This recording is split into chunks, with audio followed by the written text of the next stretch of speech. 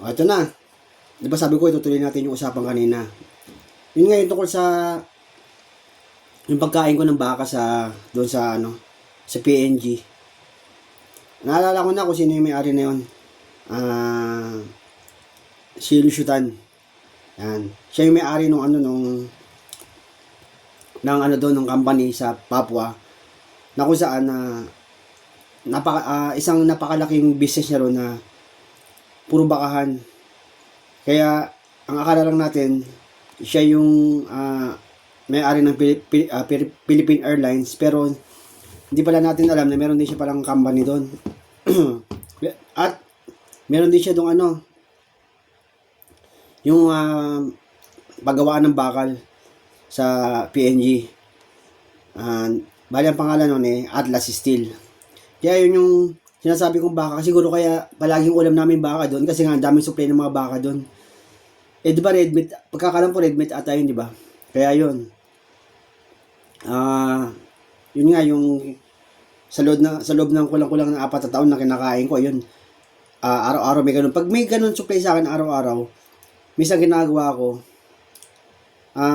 hindi ko siya kinakain. Kukunin ko, kasi nga, nakikita ko yung mga kasama kong Pilipino, nagkasawa na rin Tapos, pag mamamalengke sila, at mamamalengke sila, sumasama na rin ako. Bibili lang ako ng, yung, ibang ulam na kung saan, na hindi ko tatapat sa baka. Halimbawa, bakang ulam ngayon, hindi ko siya kakainin. Kakain ako ng isda. Ganon ginagawa ko. Tapos, bukas na naman, kakain ako ng manok. Tapos, susunod, baka ulit. Kasi sayang kasi kung di rin ako kakain ng baka, supply sa amin yun Di ba? Sayang naman kung di ako kakain. Mas maganda sana kung ibinigay na lang nila yung allowance sila sa amin. Ang ibig ko sabihin, kung ibinigay nila yun, kami nabibili ng namin, ng pagkain namin. Hindi naman nila ibinigay, kaya ganun. Sandali lang guys, tatayo ako, bubuksan ko ilaw para maliwanag yung usapan natin. Makikita nyo naman ako, wait lang.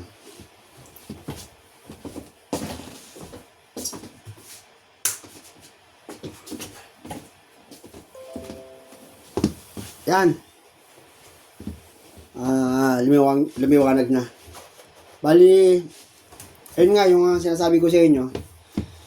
Akala ko nga siyempre, biro mo puro karne, di ba? Kahit sabi mo laktaw, pero sa loob ng kung di pala ako nagkakamali, hindi naman pala 4 years kasi nalipat ako ng ibang kumpanya doon Nalipat ako ng ibang company. Bali 3 years lang. 3 years lang na 2 years and 9 months.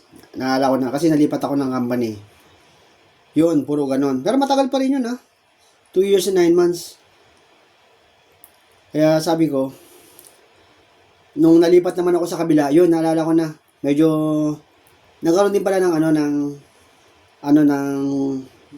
pagkakataon na makakain ako ng ibang ulam doon. Kasi, yung dating company ko is Chinese company, yung nilipatan ko is Australian company. Kaya, ano nangyari doon, nung lumipat ako sa Australian company, doon ako bumuelo ngayon. Kasi medyo maganda-ganda sahod doon, at ikalawa, marami kayong Pilipino. Kaya pag namamalengke kami, sabay-sabay kami namamalengke. Dumadaan kami sa fish fort. Kasi meron fish fort doon sa sa PNG, may fish fort doon. Talaga mga sariwa, mabibili mo talaga. Kaso nga lang, mga nagbibenta ron, puro mga alam niyo na mga black people nagbibenta ron Pwede nga tumawad kasi nga, sa hirap ng buhay ng mga tao ron. Na minsan nakakaawa rin kasi para lang mabilihan sila. Siyempre, itong mga kapwa natin Pinoy, tatawad. Pero hindi naman masyado malaki ang tawad. Kasi malaki rin magbenta yung mga doon, yung mga lokal Kaya doon nakakain ako ng naalala ko na. Pero yung sinasabi ko sa baka, di ba, matagal din yun, 2 years and 9 months. Ang tagal nun puro baka ka. Kahit may laktaw ko sa 1 linggo, sabi mo, laktaw mo lang, 2. Pero may kasama naman minsan, yung parang gulay na samahan nila. Kaso hindi pa rin iba pa rin yung kung ikaw magluluto, di ba? Kasi kahit na, halimbawa, luto ko itlog lang, at least niluto ko, gusto kong kainin. Yun ang ibig ko sabihin. Nung nalipat niya ako doon sa kabila, Doon sa Australian Kaman, yun na, doon ako bumawi. Kasi, pag namamalengke kami, napapasama ako sa mga kapwa ko Pilipino. Kung ano binibili nila, ginagaya ko. Kasi nakikita ko naman wag lang wag lang talaga sobra sa baboy.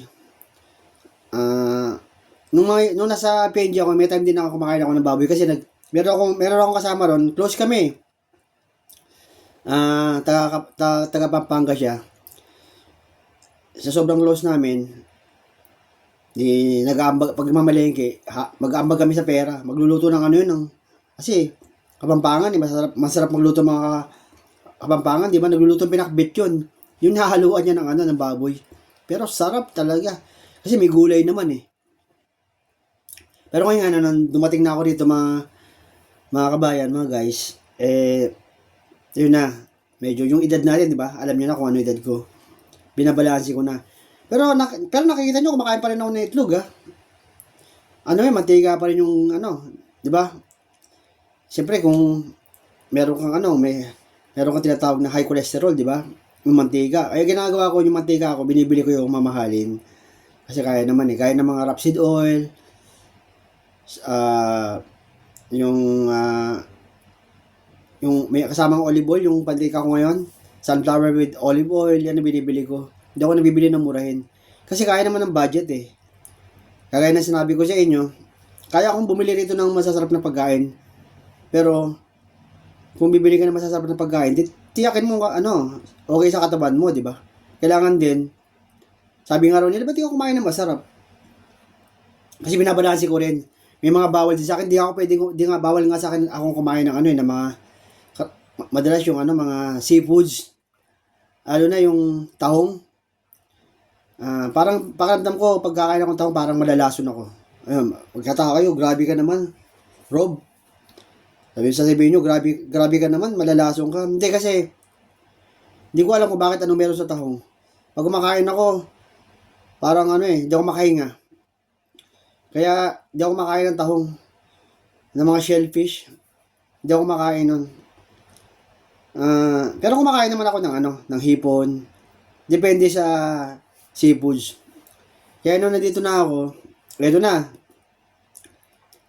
Madalas binibili ko dito nung manok, kasi di ko pa alam yung area ng isda, bilihan ng isda Manok, tapos nagtotortang talong ako, yung mga niluto ko.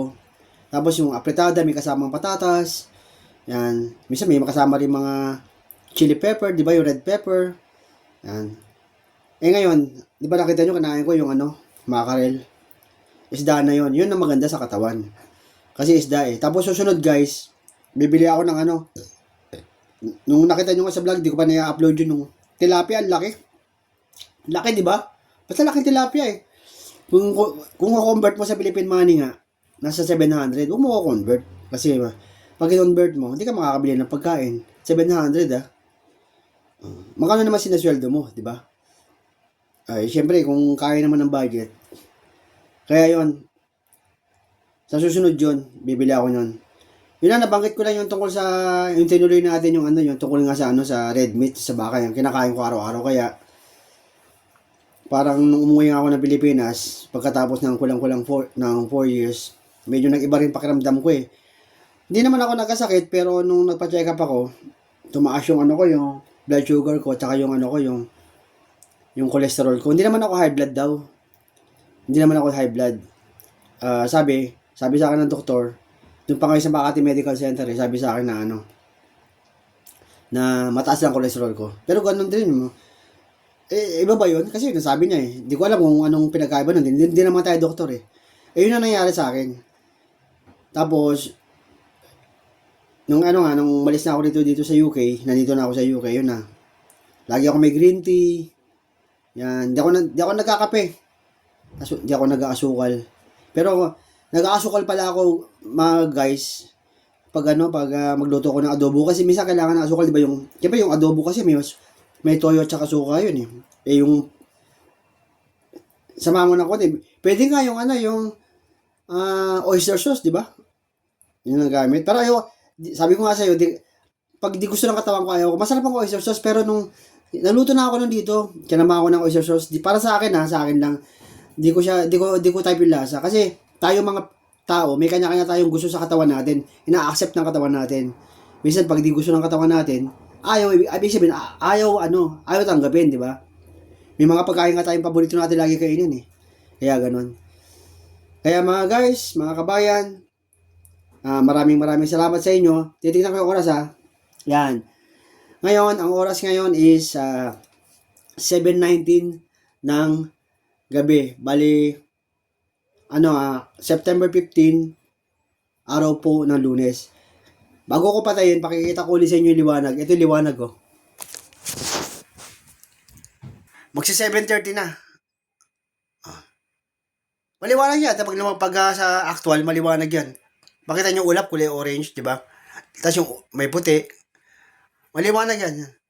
Sa atin naman talaga, di ba, mga kabayan, di ba guys? Sa atin naman talaga, di ba? Sa atin madilim na, di ba, pag ganyang oras, mga 7:30, 7:19 malapit na yung, ilang minutes na magsi 7:30 na, pero maliwanag pa. Baka abutin pa ng 8 yan. Ayun, pinakita ko lang. Maraming salamat sa inyo. Araw-araw, magbablog ako. Kahit ganito lang video ko. Gusto ko lang i-dokumento, gusto ko lang makikita palagi yung ginagawa ko rito, yung buhay ko rito. Araw-araw, kahit anong video, basta makagawa ko ng video na napapanood nyo ako, nagkukwento ako sa inyo. Yung mga sa trabaho ko, meron akong binidyo marami. Pero, ang ginagawa ko kasi, pinag-aaralan ko muna kung paano ko siya i-upload sa YouTube. Hindi naman hindi naman yun na copyright sa company, di ba? Iniisip ko lang kasi, pag in-upload ko, baka mamaya, makita ng mga bossing, di ba? Uy, ano pala si Rob nag-vlog pala, di ba? Pero mamaya kasi baka misunderstanding. Kaya puro mga binablog ko yung mga araw-araw na ginagawa ko dito sa England, dito sa UK. Kung paano mga kababayan, mga kabayan, lagi ako nagkakamali, no? Mga kababayan, kala mo parang mag-i-speech ka, no? Mga kabayan, mga ka-OFW, mga guys, yan. Maraming salamat sa inyo. Sana, kung may time kayo, pag napanood nyo, sana mag-like kayo o subscribe kung okay lang. Masaya na ako doon. Kahit nga mag-like lang kayo, masaya na ako ron eh. Ibig sabihin, nagugustuhan yung ko. At kung magko-comment kayo sana wag namang Kasi, siyempre, kailangan lagi tayong positive. Hanggang dito na lang. Muli, paalam. Bukas ulit pagising ko, ganun pa rin. At huwag kayong magsasawa. Pagising ko sa maga, galing sa higa, magigising, tapos magsha-shower, tapos mag-almusal. Ganun naman daily routine ko eh. Yan, pag sa labas naman, pag mamamalengke ako, may pupuntahan ako, yan, ko rin yan. Iba-vlog ko rin yan. Para makita niyo yung ginagawa ko. Sana, one day, makapasyal ako sa London. Gusto ko, pag nagpunta ako sa London, ayaw ko nga mag-drive eh. Kung may sasakyan ako, halimbawa, gusto ko mag-train. Maganda raw train dito eh. Punta ron 1 hour lang, di ba? Napakalapit. Parang lang naman yan eh. Kung halimbawa sa Bulacan, di ba? Punta ka ng galing ka kunyari ng Quezon City, papunta ng SM Fairview. Tapos punta ka ng Bulacan, di ba? May connection na ng Ganun lang yan, parang ganun lang. Yan. Sige, hanggang dito na lang. Medyo pahinga lang ng konti, tapos bukas na lang. Kasi yung mga video, yung mga in-upload ko, ini-edit ko para maituloy. Kasi nakakapag-upload na ata ako ng 6. Hindi ko alam kung makikita nyo kasi tinecheck ko yung channel ko, di mag-upload, di ko alam eh. Di ko alam pa YouTube. Siguro, balang araw, rin yan, pag dire-diretso lang upload. Sige, paalam. Good day sa inyo lahat. Maraming salamat. Bukas uli. See you guys. See you kabayan. See you mga ka-OFW ko. Mga kasama ko sa abroad. Bye-bye.